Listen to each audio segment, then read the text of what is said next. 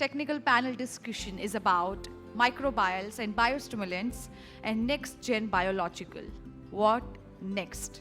And into this, our moderator will be Dr. K.R.K. Reddy, MD of Sri Bioaesthetics Private Limited, to please kindly come on a dais. And our panelist will be Mr. Joy Tilak, President of India Business Anu Product Limited. And next, Dr. Shailendra Singh, COO of Agri Business Zydex Group.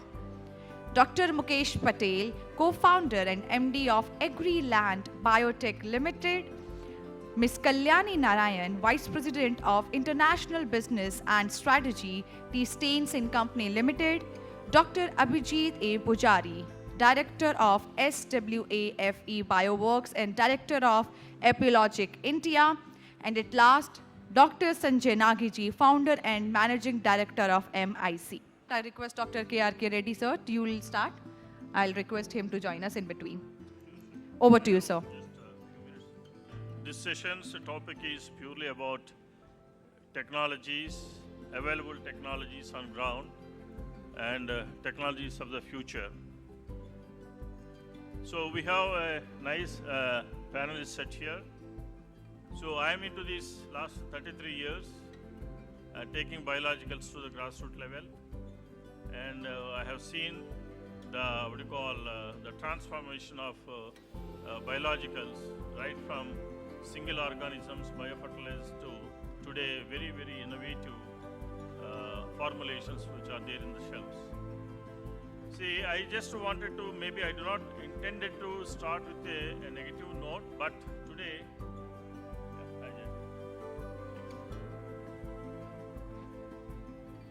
this has actually three components. One is microbials, biostimulants, and also the next-gen products or formulations.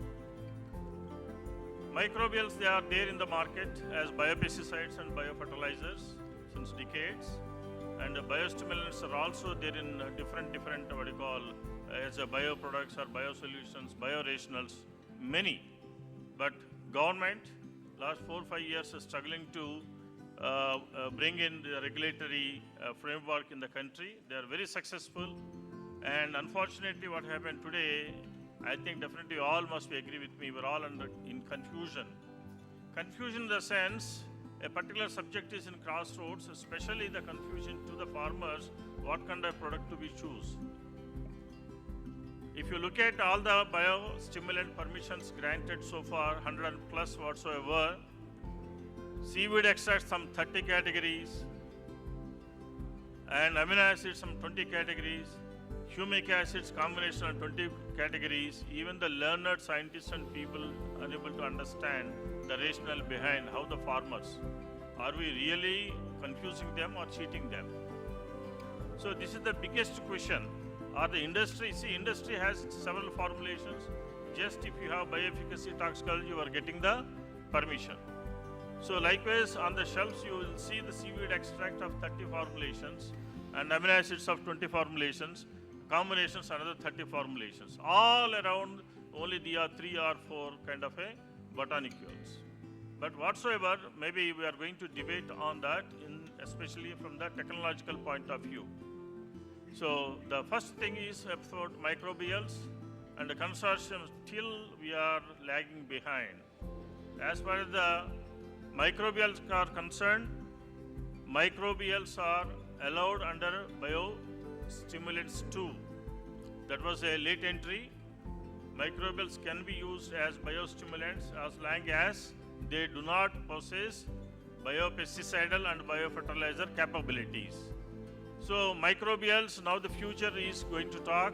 We are going to talk about the synthetic communities, how this consortium is going to shape the industry, and what are the regulatory framework we are going to evolve all of us together.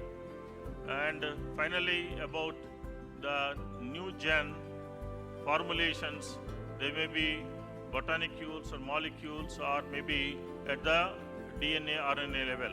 So for us, so it's a very important topic.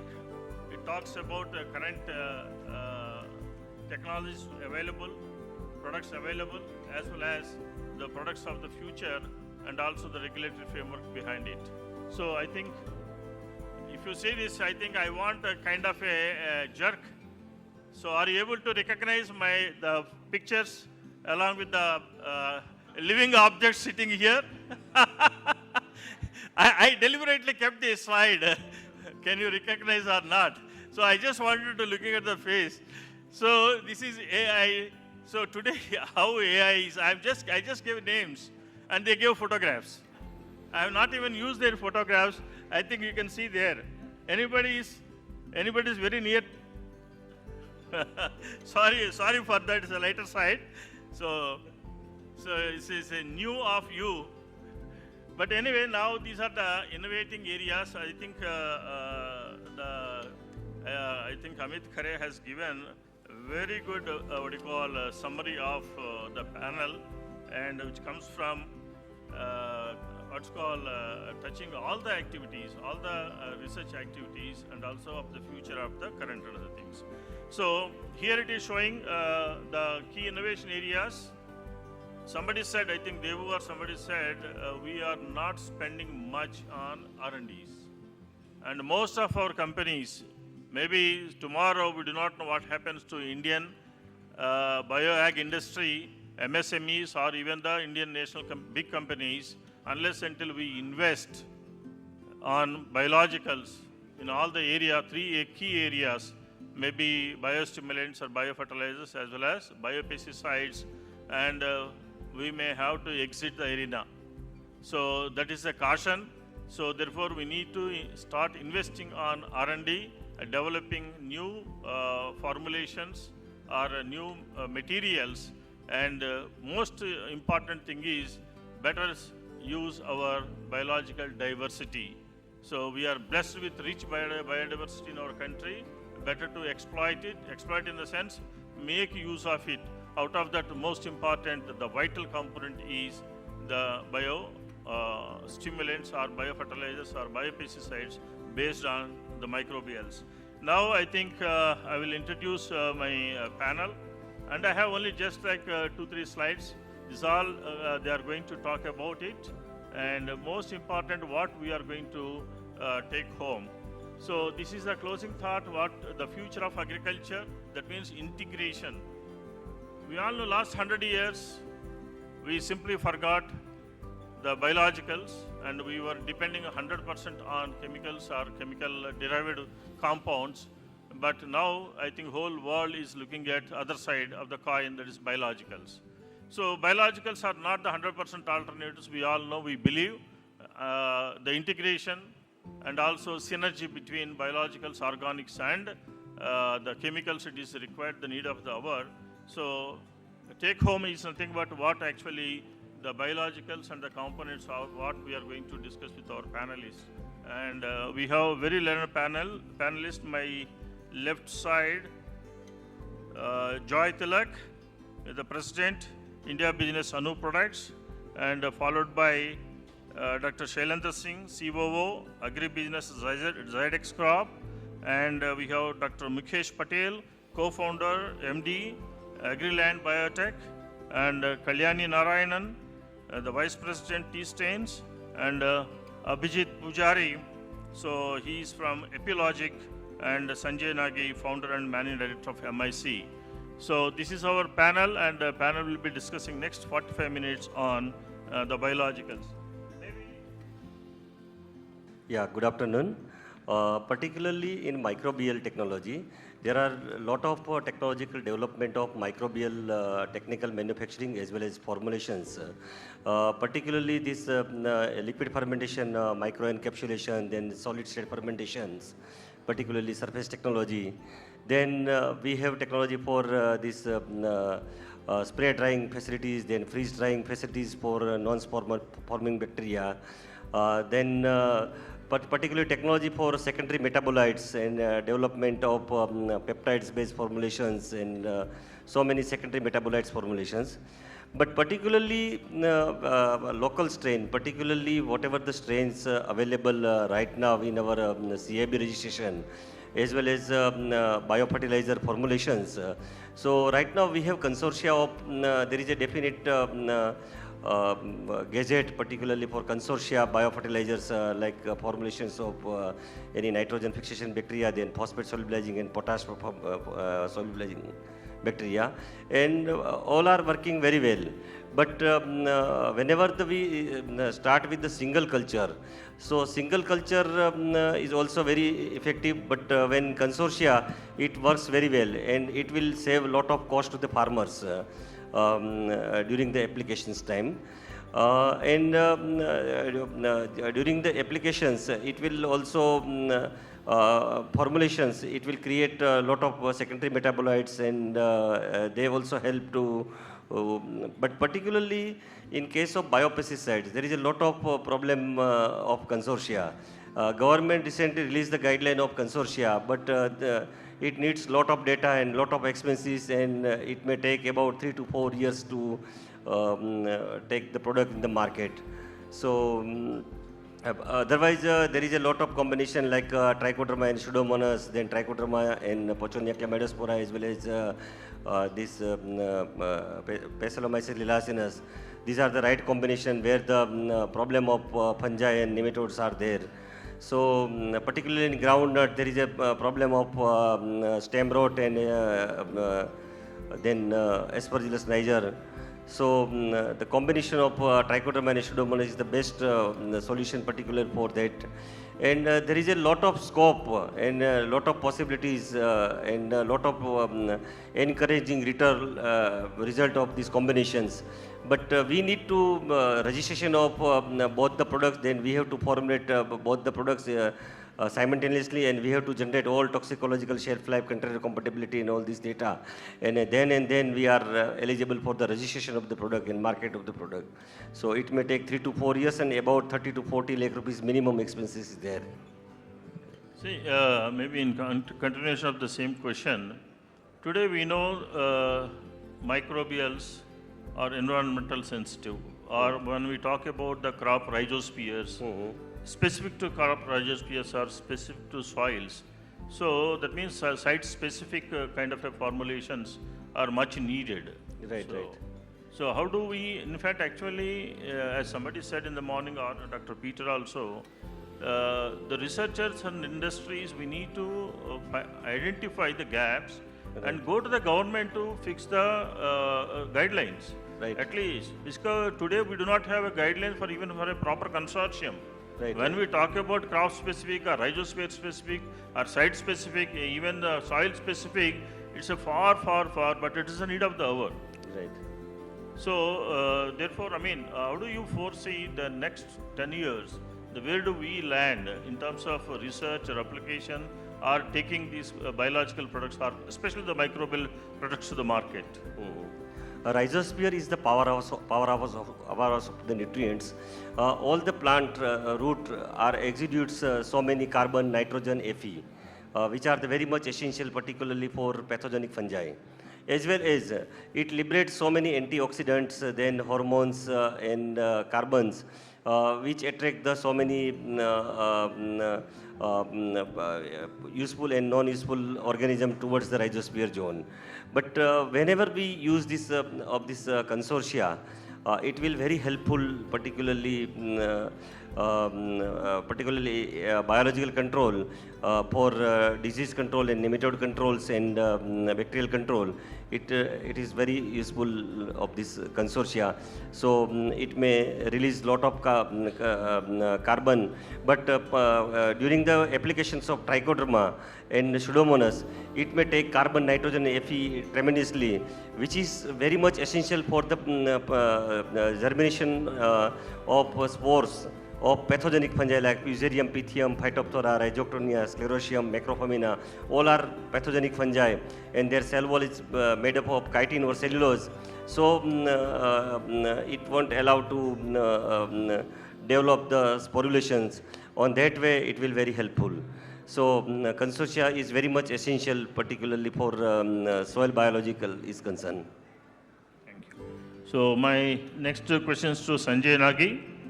So one of the biggest concern in our microbial products is field consistency. So that is the biggest problem what we are facing. So because even the government network is not having a proper testing method or infrastructure. So even if you look at the mycorrhiza like things, they can't even recognize it's a mycorrhiza spore. Sorry to comment from this dais, this is happening across the states.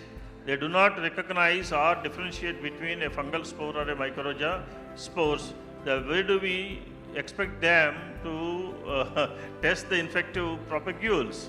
That requires 30 to 45 days time to infect the root system. Anyone from the audience, are you sure that government having this kind of a infrastructure facility anywhere? I am from Hyderabad. None of the laboratories are equipped in terms of knowledge or infrastructure. So because we have actually two-tier kind of efficacy testing procedures as per the FCO or whatsoever, even for the CABRC, everyone talks and relies on only CFUs. So that is absolutely, it won't work. It's only just number. But in terms of very specific interactions when we expect from a microbe, so do they have the testing facility and competency? So this is one important thing. And how can the industry improve stability, shelf life and predictive performance under diverse agroclimatic regions? So this is the biggest bottleneck for the industry to move forward. Sure. See, markets develop in a very curious fashion. It's sometimes markets like what we had the market for UPI, that really exploded. You never even thought that the market for UPI would become so big, uneducated people would adopt an UPI. The market expanded like that because simple reason, everybody got a value proposition in that. Now, when you come with any one particular microbe or one particular biostimulant, you are making a promise to a farmer. Now, first of all, the farmer is not educated. Second, he is not motivated. Thirdly, the climatic condition, the soil condition, the soil makeup, the aerobic content of the soil, the previous nitrogenation, so many factors. There are 100 factors which go on to creating that value for him that may or may not happen. So in the lab, it works well because you have a standard soil, a standard or a non-soil, or maybe you test it on sometimes plastics or whatever. But when you go to the field, all those makeups become different. And because of that, the value doesn't grow. So then the next time you go to that person, or the next time the distributor goes to that person, he says, no, I didn't get value with this. Because nobody worked to really understand why he didn't get the value. So I think a lot more, it's not just education of the farmer which is required, a lot more co-working with the farmer community is required to get these integrated or mainstreamed into the thing. The second market reason why this wouldn't happen is, I am mentoring a biotech company. They made a biostimulant for human health. Now, this much of a bottle, it costs 5,000 rupees. But the problem is, you don't know the impact of that for the next probably 5 years. If you don't know the impact, the next time you're not motivated to buy that 5,000 rupees. Whereas in allopathy, this is talked about in the morning also, you have fever, you pop in a paracetamol, you get okay, you have the trust. So the trust is not developing so easily in the whole system of this, and thereby what is required is less. I mean, obviously lab is required. You need to create those new bodies, and I think the new developments will have to be around integrations. If you have, this is a biopesticide, this is a biofertilizer, this is a biostimulant, this is a it creates a confusion and a dichotomy in the farmer's mind on what to adopt. He takes biofertilizer from somebody, he takes a trap from somebody, he takes from... So there's no integration in the whole thing. So I think the next range of developments will happen probably around the integrations, so that the value to the farmer becomes more enhanced by co-working, which you do with that. This is my perspective, sir. See, with respect to biofertilizers, our recent thing, in fact, Dr. Peter also stressed upon it. So one is when we talk about the carrier based, generally we have the liquid, we have powder, and also we have carrier based, granular based fertilizers and other things. In most of the cases, the granular based fertilizers or maybe pesticides, the failure is more. Failure is more that may be due to the testing methodology adopted by the government, or maybe during our formulations. So what we in fact actually suggest to the industry, what kind of a best carrier formulation can be adopted uniformly to preserve the shelf life as well as the potency of the microbials.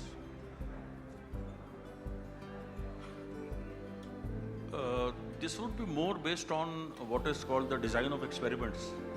So design of experiments will have to be done repeatedly over multiple samples. I don't think even the sampling theories are very clear right now. For mature products, there is a certain sampling theory that you can use, but for these products which are in different stages of evolution, even the sampling theories are not so clear.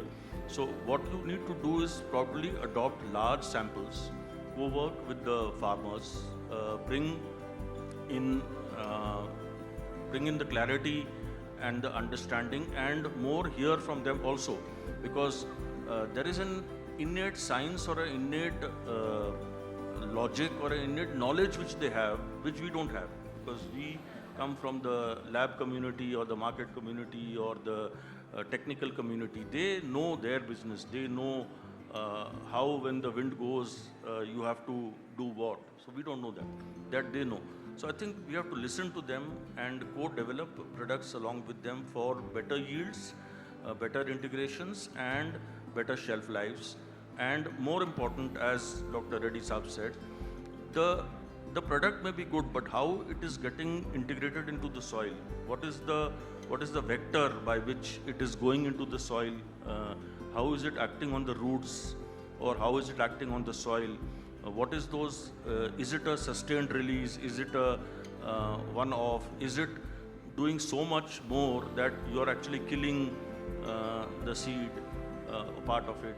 So all this knowledge will get built up as we go along. It's a relatively new industry to a certain extent, and but as long as we have lab experiments and they are proven in the lab, then that is a fit case to go to the market, go to the different farming communities. It might work in alluvial soil, it doesn't work in non-alluvial soil. So multiple and lots of work will have to be done with the farmer community, and I think that is the solution. Is the industry is ready to do that? Ask them. Maybe when we have the Q&A, because Dr. M.S. Rao, this morning he said his technology is bought by 1,000 companies. 1,000 companies. I don't think a couple of companies may be having the same strain. And the institutes are selling only for the files, not the strains. The strains is also not the strain developed by Dr. M.S. Rao. So this is what in fact actually finally end of the day we are responsible as an industry. Whether you claim from TNAU or IARI, ICR or whatsoever the institute from where we bought the technologies, because even today 95% of microbial laboratories or industries depends upon only on the public strains. So this is what exactly, if you look at 10 trichodermas or 10 formulations of the 10 companies, none of the formulation is same. So that kind of a variation we see, but every packet carries the same strain of MTCC 1234. So this is where we need to find some answer from the industry and from the public institutions. They need to see, once they tried means it's not forever. So they need to give the same strain, potent strain, virulent strain on a yearly basis. I do not know is it the mandate of ICR or not, because that's why I said, if you look at CIBRC 1,000 or 2,000 registrations, 99% are all from the 3 or 4 institutions, either Directorate of Oilseed Research or TNAU or maybe IHR, maybe some Spices Research Institute. These are the 4 or 5 institutions. Last 2.5 decades, they are selling these strains and the files. So strain is not even existing as per the some of the scientists told. So this is the real peculiar situation what industry is facing. So in terms of strain, what do you call effectiveness. So then anyway, these are the questions, so maybe we'll discuss more in the Q&A. Now move to Dr. Shailendra. So the biostimulant industry has expanded rapidly, but scientific differentiation remains a challenge. So how do we move from generic products to science-backed, crop-specific and physiology-driven biostimulants? Why? Because we know the biostimulants, when we know the definition, these are all indirect actions. It's all triggering, stimulating the physiology and biochemical changes in the plant. So there should not be any active ingredient. If the active ingredient is quantified, then it will go into some other act. But in such conditions, so your answer please. Thank you, Doctor.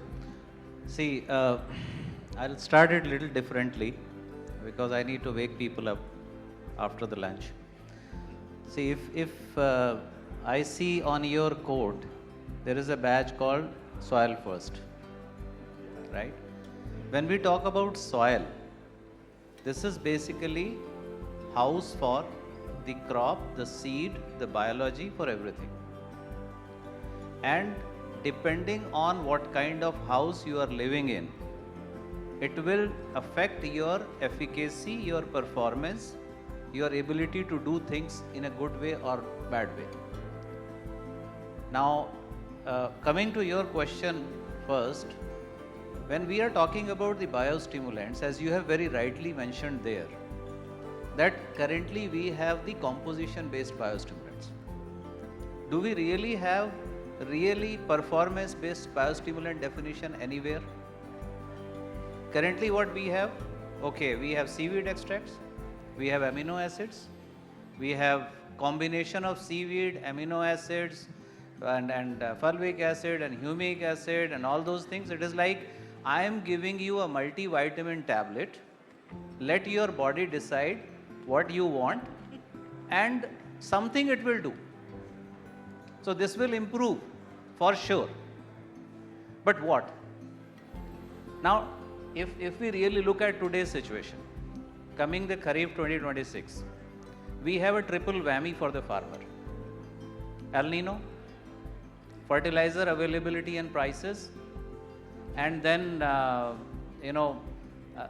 are other factors like costing and so many things. Now, the solution, a dealer, and I'm bringing in another aspect here which nobody has so far talked about. We have talked about industry and we have talked about the farmer. But the biggest link in the chain is the dealer. Does he really know which product to sell when? Have we ever put in efforts in educating him and ensuring that our product, which is meant for X purpose, is he selling or is he giving for X purpose or Y purpose or general purpose? So, first thing, to answer your question from the generic situation to a specific situation, if we want to move, I think we need to move from composition based to performance based. We need to understand for what purpose we are actually positioning our particular combination. And if you really see in a global scenario, now there are products which are specifically for reproductive phase. There are biostimulants which are specifically for stress management. But in India, what we give? Right from 5 days after sowing or even just before sowing, along with the sowing period, we recommend biostimulant from there till the harvest. So, I mean, are we ourselves clear what we want to do with this? So, first thing I would put at, okay, one thing is that perhaps we need to do a little more research on that, or this research is not a rocket science. I mean, we can just look around, and today we have AI and everything. We will know what product does what. We don't have to do the research again, reinvent the wheel. But then probably, customize these products for a specific, working, a specific solution. And then once we have that, the another thing, another advantage the farmer is going to have is his cost of production is going to come down. Because currently what he is doing, okay, you have a fever, you have a little cough, take one paracetamol, take one antibiotic, take one antifungal, take this, and then take one multivitamin and everything, and this becomes your biostimulant. So we need to probably move from there. That's what my point was. No, then the role of metabolomics or transcriptomics or metagenomics, what's the role? Then see, unless until we apply those new technologies to understand the functional features of the biostimulants. So that is one part. The second part is a lot of people, they ask about the patent regime in biostimulants. Out of 100 plus products, some products are very generic and some products are very unique to certain companies. Though the company is not mentioned, but people knows that that is not a regular or usual biostimulants, but it is now sitting in Schedule 6. The department is giving 150 permissions to each and every industry, submit application under A2. Sir, there are two aspects. One is regulatory control, the other is performance. Whatever regulatory control we may have, if the product is not going to perform in the farmer field, it will not work. The farmer is not going to buy just because this product is patented or not. He is going to look at the performance. So in my opinion, yes, the patent or the IPR control and everything is important, but again, at the same time, do we really want to use a cannon for killing a mosquito? Now the question is that, okay, for a particular objective, we are developing newer chemistry, we are developing newer biostimulants, which we are looking at different aspects. They will be patented. Whosoever has spent money, what is the objective of patent? Whosoever has spent money, he need to recover that. So that is one thing. But at the same time, there are certain areas where you don't require that kind of, off-patented products. Simple generic products are also going to work, which are still not, we are not very clear about. Generic products, generic biostimulants, do we really know about that? Have we ever educated the dealer and the farmer about the role of that? The interest is, you give more margin to the dealer, he sells your product, I give more margin to the dealer, he sells my product, whether it is working here or not. No, at least it was simple and it was easy and clear to even dealer and farmer previously. There are 5-6 major brands. Today, what is the status? Out of all the 3 combinations itself, there are 100 products. Yeah, but that is there in the agrochemical field also. No, it's not. See, that will be everywhere, sir. As one product starts selling, there will be 10 people who want to sell that. And one more thing, we also need to understand that we have a large area where everybody is not able to reach. The only thing is we need ethical players. Rather than the reducing number of players, we should reduce unethical players on that. Okay, my questions to Joy. Farmers increasingly expect visible and fast results. How can the industry balance biological sustainability with the commercial expectations for rapid crop response? I think that's a very pertinent question that you have asked me. The key challenges that is there in the biological arena is that how to show that visible response.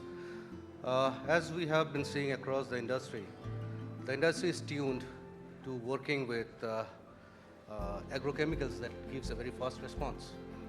So what we have been doing across the years is that we have actually made the farmers tuned to expecting a very fast result. In terms of biological, I do not see that this is an approach that can be changed very fast, but it is more of an education that we have to look at. In terms of biological, what is the segmentation, what is the targeting, what is the positioning of our product is very important. It is not just the result being visibly explicit. We need to segment, target and position starting from understanding how it inherently has an impact on the physiology of the crop, because that's where we talk about crop nutrition. We are talking about live organisms coming and playing an impact in giving a solution. So as we go forward, probably the paradigm shift that we need to have in ourselves is to have a comprehensive understanding on how we are going to customize our communication and how we are going to educate the farmers. Today what is happening is that most of the companies who are into the biological arenas, we also feel that, well, it's a replacement, or it's a parallel combination between the pesticides and the biologicals that has been given. But when we look at the positioning of specific strains, the benefit, the USP of the products needs to be actually being explicitly be shown to the farmers, and that does not happen in one single go. In case of biologicals, definitely we need to have a long-standing effort, and that can only happen when we as an industry, we deploy resources. Today, the biological companies probably have been new. The industry being new, now what is happening, the resources required to actually get down and then to actually deploy the resources in the marketplace, it takes a lot of investment. So many of the companies like at Anu Products, we have got into training our field force, because close to 200 people in the field. Why, when we have a resource, use these resources to educate the farmer, to reach out to the farmer. Once or twice, if you get a penetration into that understanding of the farmer base, definitely that's where the impact and the changes can come. See, in contrast, if you look at certain formulations recently, accepted by INM, where you can see clear nutrient contents. There is a difference between nutrition and stimulation.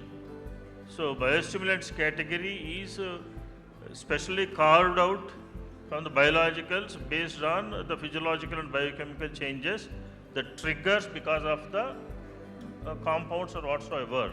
But if you look at today, certain compositions of the biostimulants where the nutrients are there, trace elements are there, but they are not the traces, they are the significant quantity of nutrients are there. So in such cases, if it is a stimulation that helps in abiotic stress like a drought or salinity or temperature, so you will not get immediate visible signs for the farmer. So therefore, in fact, actually in other Western countries where we have seen most of the biostimulants which are imported and sold in our country, in the first generation, everywhere they have mixed the trace elements with biostimulants. Maybe seaweed extracts or amino acids or even chitosanes are also there in the market. Previously, now I do not know the scenario, but everywhere they have given the trace element composition also. That means deliberately it is mixed. So we are not supposed to deliberately mix these trace elements in any biostimulants. So you are, please comment on that. The biostimulants which are approved by the government are all biostimulants or having trace elements? See, probably at the initial or the nascent stage of penetrating into the marketplace, companies used to come with the same vision of replacement of chemical to show a very fast result. So that's where now we see that the regulations have also become stringent. Under the current stringent regulations, is it feasible for any organization? Among us, we have got many people who have been doing it, but are we in a position to do that now? Probably no. As associations like even the PMFA or BIPA or BASAI or any other associations. Seaweed extract today we have 30. So why not we ask, this is, see, it's a long term I am looking at from industry angle, at the same time the protecting the rights of the farmer. So yeah, so I think that's where this forum has a very important role to play. We are having an aspiration, an expectation to create an impact as a propounder of biologicals, but yet we are commercially driven, and that's where it gets all diluted, the concept behind driving the biological revolution, and the integration is all commercially driven. Now, if you look at the use of biostimulant, why it should be increasing. In the soil, if you look at it, there is a 30% nutrient use efficiency in case of nitrogen. In case of phosphorus, it's a 20%. Yet, the chemical industry or the chemical fertilizer, they have reached a level of diminishing return because we have touched a wall. Now it's a diminishing return that is there. Well, there is a captive nutrition in the soil. How are we going to get that captivity out of the soil? And that's where the biostimulant has an important role to play. And this is where I think while biostimulant will be growing exponentially, but the biopesticides will have a very important role to play in driving enterprise value. Thank you. So now we'll move on to the novel technologies like RNA or RNAi, RNA interference, and also the new generation biological solutions to Dr. Abhijit. RNA-based technologies and the precision biological interventions are gaining attention globally. How realistic is their commercial scalability in Indian agriculture over the next decade? We have already one kind of a product already in the market. Thank you, sir. Basically, India is positioned to commercial adaptation of this RNA-based or next generation biological products. Why? Because there is a strong ecosystem, a large farmer base, innovative biotechnologies are there, and reducing the actually residue level and resistance as well. So these are the factors. That's why actually a commercial we are actually going to adapt this as a India. And for the second point is scalability. So scalability, yes, means it's there, but it's phase-wise might be actually it's scalable initially. Why? Because due to such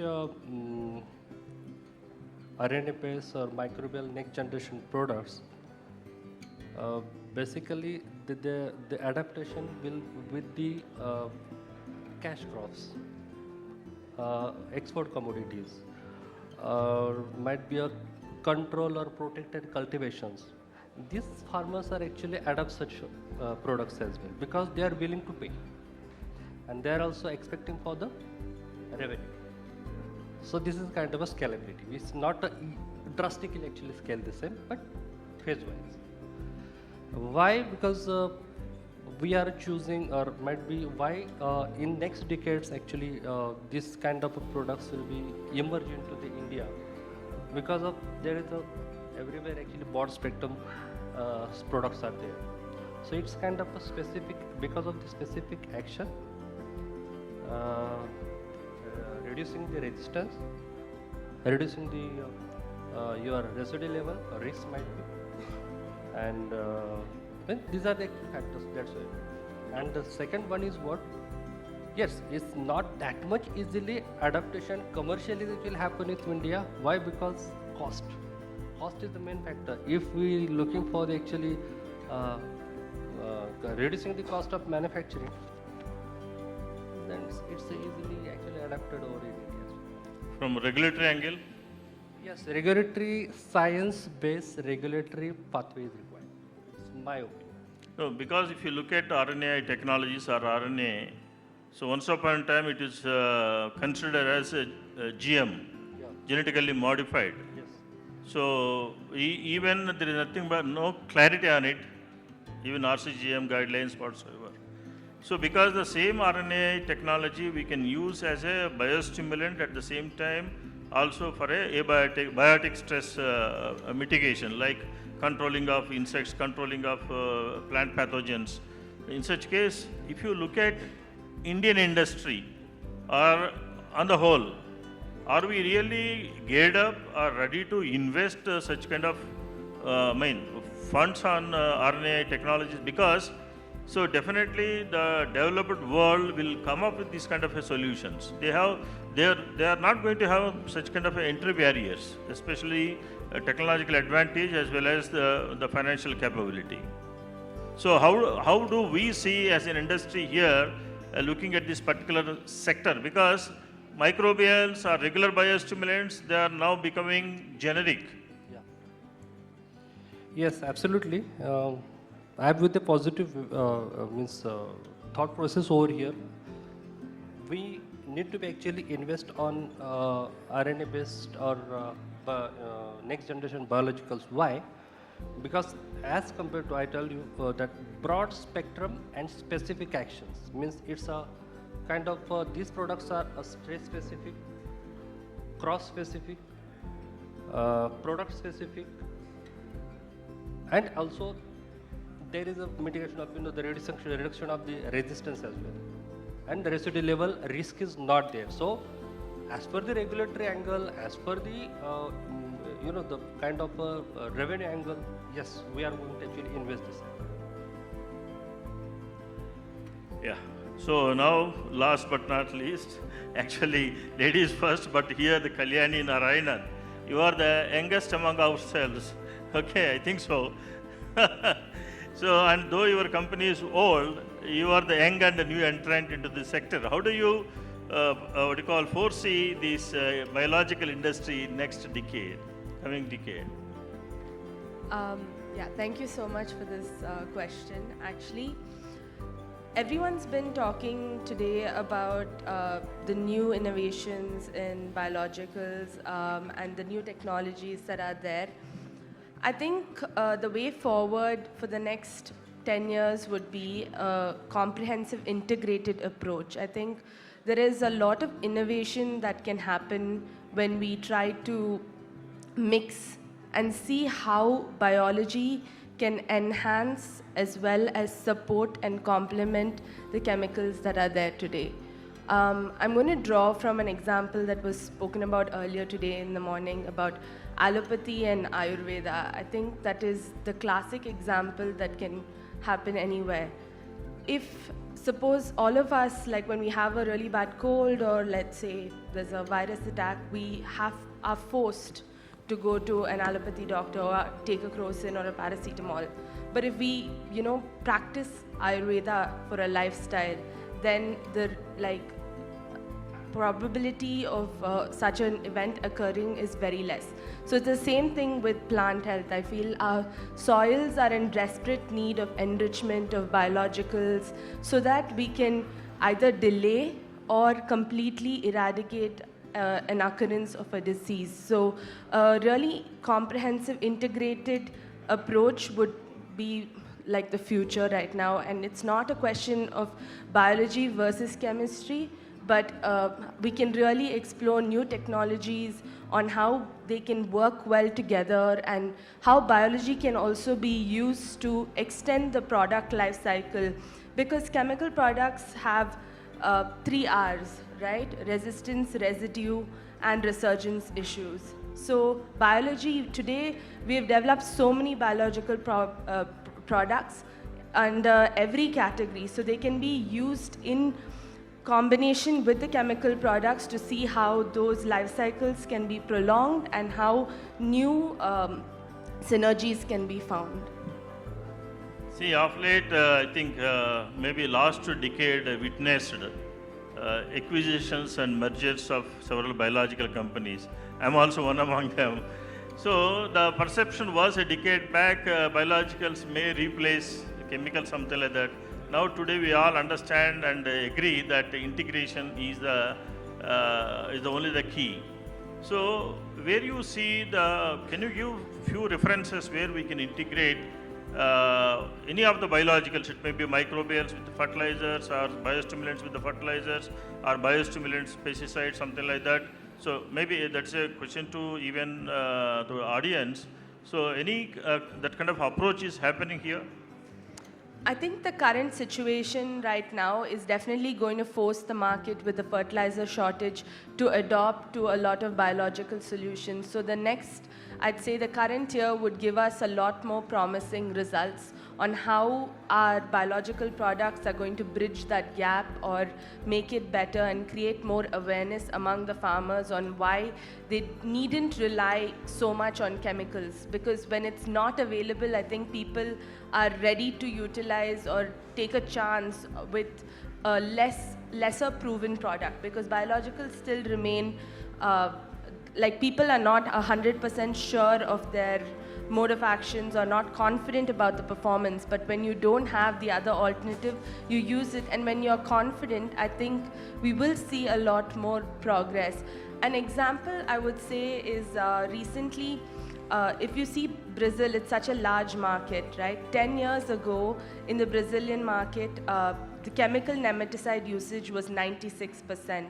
But today, 10 years later, it's merely like 5%, and 75% of the people have adopted like biological nematicides. So I think it has to be a more gradual change, and there will be in the coming season ahead, because of all the global challenges, there will be a lot more movement in that segment.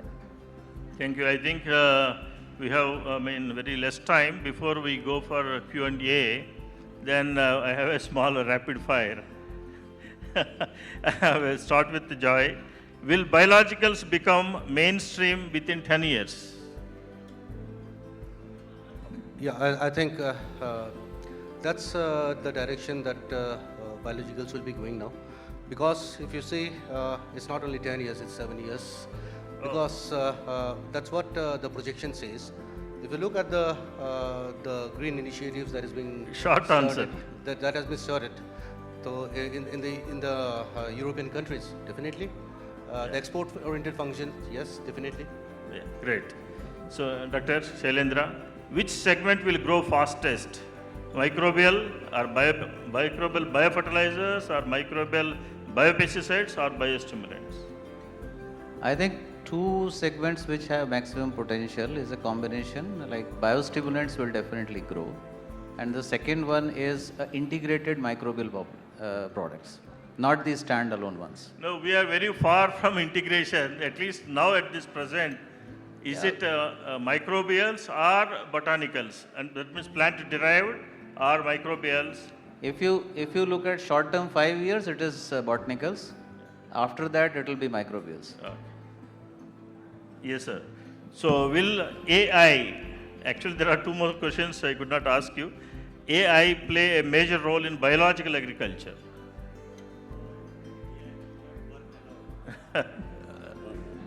So we have to integrate our basic science and basic microbiological techniques and basic concepts. So AI is not only solution particularly for these segments. But AI aided research or product development, it is on the it way. will definitely helpful. It will definitely helpful. Yeah.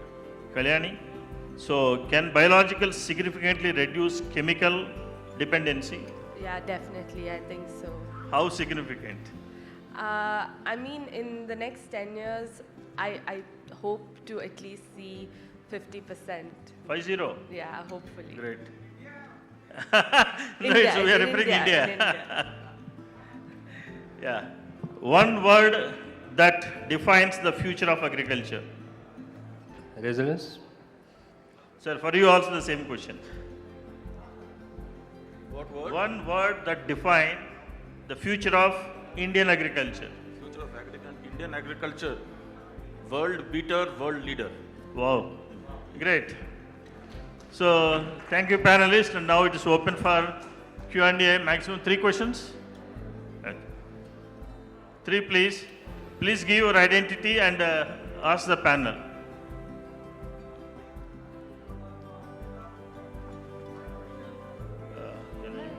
Yeah, okay.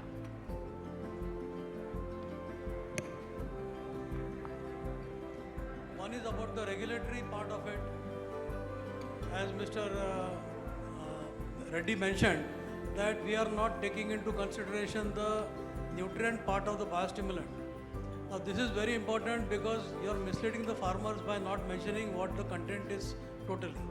There are several issues with the biostimulant notification and the way that things have been done. And what can be said is that today there are about 200 plus biostimulants in the market, and ranging from 5%, 1% to 100% of the same. Again, they have added some things like markers, and you will see very absurd things like 10% for a 10% product and say 5% for a 100% product. just for example, not actual figures. So there are many inconsistencies with this which are going to make a problem because this has become a commodity now. We are not selling any specialized product or any scientifically derived product, and we are just going to make it as a commodity and fight among ourselves for the price. So this is what something should be done on the through the associations to get proper legislation in place. That is one question. Second is again about the remark by Dr. Reddy that how do you see the biologicals, and I would say that if you are doubters then we are not going to go anywhere. We have to stop the business of selling that biofertilizers are also required along with the fertilizers. Unless we tell the farmers don't apply urea, don't apply phosphate, and some part of your nutrition is going to come from the biofertilizers, we are not going to make any Thank you, sir. progress. Thank you. These are the statements, not questions. Thank you so much. We'll take up. Anyone? One more.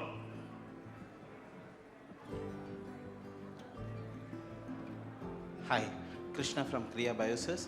I'm a great fan of AgTech and precision agriculture.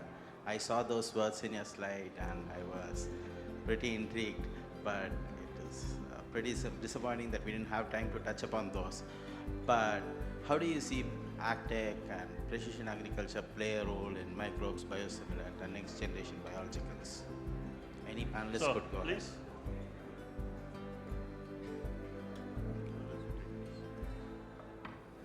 So that's a very important and pertinent question that you're asking. So I'm a thorough propounder of AI in agriculture and artificial intelligence. I'm also a student of AI, and that's where I find a lot of scope as we go forward. If you look at it today, we have got precision agriculture should be driving thing. Today there are a lot of active firms which has come down, but with an expectation to be present, and it is all in retrospective that they have been doing. But actually, if you look at it, AI, generative AI, agentic AI, these are all going to have an important role to play, and we have seen many integrated tools coming up. So today is the time when definitely we need to be open about our understanding about how we are going to accept that changes. Today, if you look at the predictive analysis, the soil moisture analysis, the nutrient status analysis, the predictability of the weather changes, these are the ones which is actually going to help biologicals because we are in a tropical climate, and at that point of time the temperature 40-45 degrees centigrade. At that point of time, if an SMS goes to a farmer, like now the temperature is come down and the soil moisture is within 70%, now is the time for you at 4 o'clock to apply your biological solution. There we will be saving on the farmer's expenses and also helping the product to be applied at the right time. It's going to have a very important impact as we go forward. Yeah, in AI, I want to just say that the whole development of AI right now has been on LLM-based models, and we have achieved quite a lot. And definitely, the impact in agriculture, you very rightly said, the predictability and the creating of the environmental spheres will definitely happen very easily and very accurately through AI. So there's no doubt about that. But the next frontier of AI is not just AI as a bot or as a particular LLM based. It is AGI, it is artificial general intelligence, where they can actually think like a human being. So AGI, there are two, we are involved with trying to, whether it will be LLM based or it will be based on a biomimicry. So I think in agriculture, the bioclones, so that will be more relevant. I think you make a clone here and then clone it in the field.